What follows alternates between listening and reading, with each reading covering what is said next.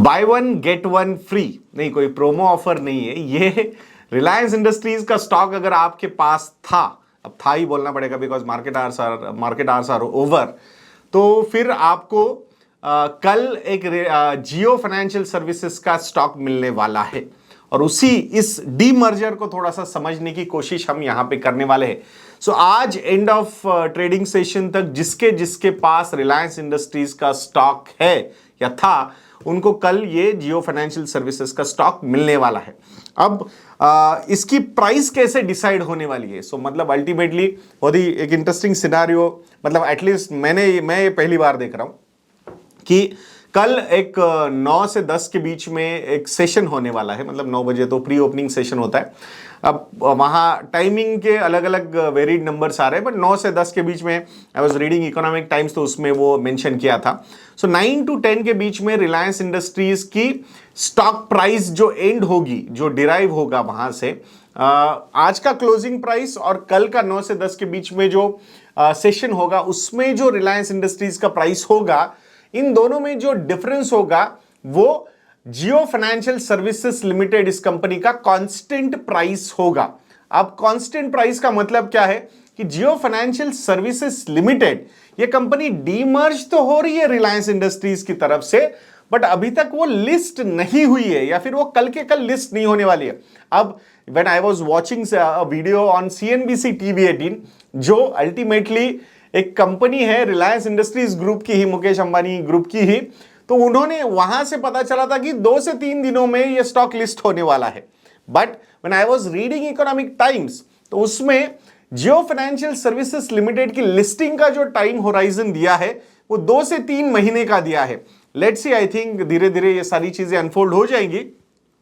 इसका मतलब क्या है कि आज अगर एग्जाम्पल 2850 रुपीज पे रिलायंस इंडस्ट्रीज का स्टॉक है जो क्लोज हुआ है, और कल ये 9 to 10 के बीच में जो सेटल होता है रिलायंस इंडस्ट्रीज का स्टॉक, वो अगर 2650 यानी कि 2650 में सेटल होता है, it means the difference between these two prices, that is 200 rupees, ये जियो फाइनेंशियल सर्विसेज का प्राइस होगा। ये एग्जाम्पल के तौर पे मैं बोल रहा हूं, आई डोंट नो कि क्या एग्जैक्टली रहने वाला है। क्लोजिंग प्राइस मेरे हिसाब से अराउंड 2840 रुपीज की है रिलायंस इंडस्ट्रीज के स्टॉक की आज। कल देखेंगे कितना होगा। तो उन दोनों में जो डिफरेंस होगा उतना कांस्टेंट प्राइस रहने वाला है जियो फाइनेंशियल सर्विसेज लिमिटेड इस कंपनी का। टेक्निकली रिलायंस इंडस्ट्रीज इज मतलब ये निफ्टी 50 में है, निफ्टी 100 में है, 200 में है, 500 में है। ऑलमोस्ट सारे इंडाइसेस में रिलायंस इंडस्ट्रीज का, मतलब जहां जहां लार्ज कैप का प्रेजेंस है, ऐसे सारे इंडाइसेस में रिलायंस इंडस्ट्रीज का स्टॉक है। तो अब जब ये Jio financial services limited company Reliance Industries से डीमर्ज हो रही है, तो टेक्निकली इट इज स्टिल, जब तक वो लिस्ट नहीं होती तब तक ये उस इंडेक्स का पार्ट रहेगी। जब तक जियो फाइनेंशियल सर्विसेज लिमिटेड इस कंपनी की लिस्टिंग नहीं होगी, till that time without trading this could be a part of all those indices जहां जहां रिलायंस इंडस्ट्रीज लिमिटेड ये स्टॉक प्रेजेंट है। अब देखते हैं इसके और मतलब जो है इसके क्या क्या इंपैक्ट हो सकते हैं, वो सारी चीजें आएगी। तो टिल दैट टाइम एक कांस्टेंट स्टॉक वहां पे लगा रहेगा वो, बट जिसका टेक्निकली कोई ट्रेडिंग नहीं हो रही है, तो उसकी वजह से इंडेक्स में कोई मूवमेंट नहीं होने वाला है। That's what the projections which are coming out.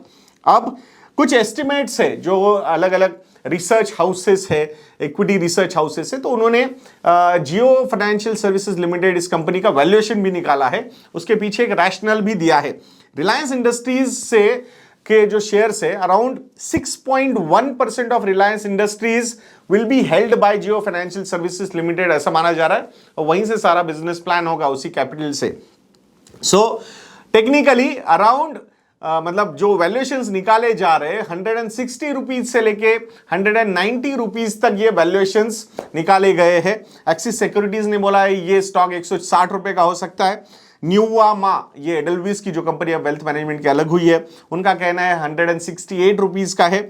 JP Morgan ने बोला है 189 रुपीज का वैल्यू हो सकता है, और जॉफरीज ने बोला है 179 रुपीज पर शेयर जियो फाइनेंशियल सर्विसेज लिमिटेड का स्टॉक प्राइस हो सकता है। अब देखते हैं, आई थिंक कल पता चल जाएगा हमें, 10 बजे तक ये सारी चीजें बाहर आ जाएंगी।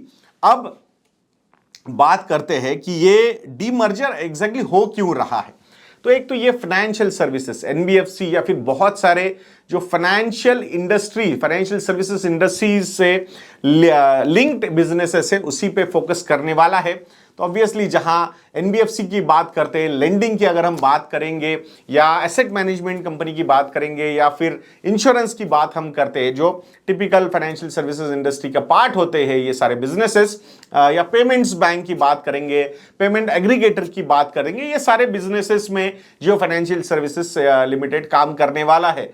तो अब उनका कहना है कि इसके ग्रोथ प्रोस्पेक्ट्स जो है, ग्रोथ ट्रैजेक्टरी जो है वो अलग हो सकती है, रेगुलेटरी फ्रेमवर्क अलग हो सकता है, कैपिटल रेजिंग के जो रूल्स एंड रेगुलेशंस हो सकते हैं वो अलग हो सकते हैं, इस टाइप के इन पर्टिकुलर बिजनेसेस में जो इन्वेस्टर हो सकते हैं वो भी अलग अलग तरीके के हो सकते हैं। एंड दैट्स व्हाई ये बिजनेस अलग तरीके से ही चलना चाहिए, डीमर्ज होके ही चलना चाहिए। It should not be link to Reliance industries limited directly, that's what they are feeling. अब देखते हैं, हो सकता है आने वाले समय में, हो सकता है, this is a pure speculative thought जो बहुत सारे लोगों के दिमाग में आया है कि अभी तो आरबीआई जो है वो इंडस्ट्रियल हाउसेस को, कॉन्ग्लोमरेट्स को बैंकिंग लाइसेंसेस नहीं देता है। अगर ये रूल चेंज हो जाए, हु नोज, बजाज फाइनेंस को भी वो लाइसेंस मिल सकता है, the way their balance sheet is going up. तो I think managing bank with bigger balance sheets is easier compare to NBFCs, तो वो भी चीज हो सकती है। फिर अगर बजाज ग्रुप को दे दिया तो ऐसा क्या रूल हो सकता है कि रिलायंस ग्रुप को नहीं दिया जाएगा, मुकेश अंबानी ग्रुप को। So those things can come out. So it's always better कि ऐसे समय में it's that particular company should not be part of Reliance industries Limited, it should be a demerged entity, ऐसा उनको लग रहा है। And that's why they are trying to do that. So अब देखते हैं, मतलब जो होल्डिंग भी रहेगी वो आरआईएल की नहीं रहेगी, मुकेश अंबानी फैमिली की जिस तरीके से आरआईएल में होल्डिंग है उसी तरीके से जियो फाइनेंशियल सर्विसेज में भी रहेगी। प्लस आई थिंक ये रिलायंस इंडस्ट्रीज लिमिटेड के शेयर होल्डर्स के लिए एक बहुत ही बढ़िया वैल्यू अनलॉकिंग की अपॉर्चुनिटी हो सकती है। वैसे पुराना जो रिलायंस इंडस्ट्रीज का डीमर्जर हुआ था, इफ यू रिमेंबर, जो दोनों भाइयों के बीच में डिफरेंसेस हुए थे, अलग अलग कंपनीज के शेयर्स मिले थे रिलायंस इंडस्ट्रीज के शेयर होल्डर्स को, so that demerger did not go that well, majorly because दो अलग ग्रुप्स हो गए थे। But this time this is a part of Mukesh Ambani group. So let's see, I think opportunities जो है वो बहुत ही बढ़िया है। अपॉर्चुनिटीज मतलब स्पेसिफिकली एनबीएफसी स्पेस की अगर हम बात करते हैं तो उसमें लेंडिंग की अपॉर्चुनिटीज बहुत ज़्यादा है। रिलायंस रिटेल फाइनेंस की अगर हम बात करेंगे तो वहाँ पे भी जो बजाज फाइनेंस ने रिटेल इंडस्ट्री में किया जिस तरीके से, आई थिंक वो similar kind of businesses even Jio financial services भी कर सकती है with Reliance retail finance. Payment aggregator की बैंक हो या पेमेंट्स बैंक हो, जियो पेमेंट्स बैंक, तो वो भी अपॉर्चुनिटीज बहुत ज़्यादा है। इवन इंश्योरेंस ब्रोकिंग इंडस्ट्री में भी they are going to focus. They have said we will not shy away from even asset management company business also। तो इस सारे फैक्टर्स अगर आप देखोगे, lot of other opportunities in this financial services industry world is there। Remember, current credit to GDP ratio of India is around 48-49%. This will go up to 100% in next 10 years, ऐसे projections आए हुए हैं। तो in that particular case credit growth या credit demand बहुत जबरदस्त रहने वाली है। तो उसी ग्रोथ जर्नी में पार्टिसिपेट करने के लिए रिलायंस इंडस्ट्रीज का ये कदम काफी सही नजर आ रहा है।